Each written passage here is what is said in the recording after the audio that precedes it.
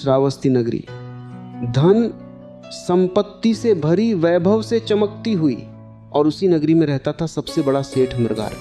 धन उसके पास इतना था कि गिनती मुश्किल हो जाए, लेकिन एक चीज उससे हमेशा दूर रही, धर्म की खोज, सत्य की प्यास। उसका जीवन बस धन कमाने में बीत रहा था। न कभी उसने किसी साधु को सुना, न कभी भीतर झांकने की कोशिश की। उसी घर में उसकी बहू थी विशाखा, साधारण नहीं, एक जागरूक, संवेदनशील और सत्य की खोज में लगी स्त्री। वह रोज बुद्ध के प्रवचन सुनने जाती और लौटकर ससुर की सेवा में लग जाती। लेकिन उसके भीतर एक पीड़ा थी, इतना बड़ा जीवन और ये आदमी इसे यूं ही गंवा रहा है। एक दिन जब मृगार भोजन करने बैठा, विशाखा ने प्रेम से भोजन परोसा और धीरे से पूछा, तात भोजन कैसा है, स्वादिष्ट है ना? मृगार मुस्कुराया, तू तो हमेशा ही अच्छा भोजन बनाती है, आज ये प्रश्न क्यों? विशाखा ने सिर झुका लिया और बोली, आपकी कृपा है, लेकिन ये भोजन तो बासी है। मृगार चौंक गए, पागल हो गई है क्या?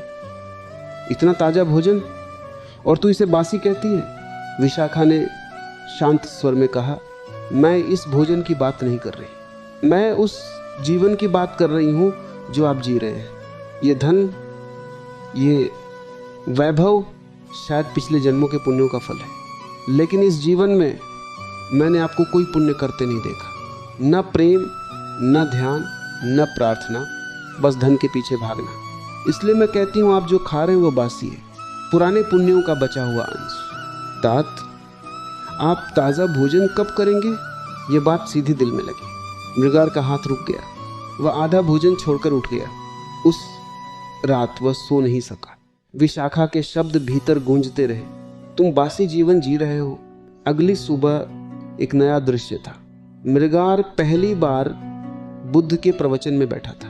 वह सुनता रहा, दिन बीतते गए, महीने बीते, अब वो भी ज्ञान की बातें करने लगा, धर्म की चर्चा करने लगा। एक दिन फिर विशाखा ने कहा, तात आप अभी भी बासी भोजन ही कर रहे हैं। मृगार ने आश्चर्य से पूछा, अब क्या मतलब है तुम्हारा? विशाखा मुस्कुराई, पहले आप धन का बासी भोजन कर रहे थे, अब आप ज्ञान का बासी भोजन कर रहे हैं।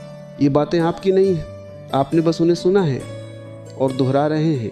आपकी अपनी अनुभूति कहाँ है? आपके भीतर जो सत्य छिपा है वो कब बाहर आएगा? कमरे में सन्नाटा छा गया। विशाखा की आवाज़ अब और गहरी हो गई, जब तक आप खुद नहीं जान लेते तब तक सब कुछ उधार है, बासी है। सुनना ज्ञान नहीं है, याद रखना भी ज्ञान नहीं है। ज्ञान तो तभी है जब वह आपके भीतर से जन्म ले। उस दिन मृगार पहली बार सच में चुप हुआ और शायद पहली बार उसने खुद को सुनना शुरू किया।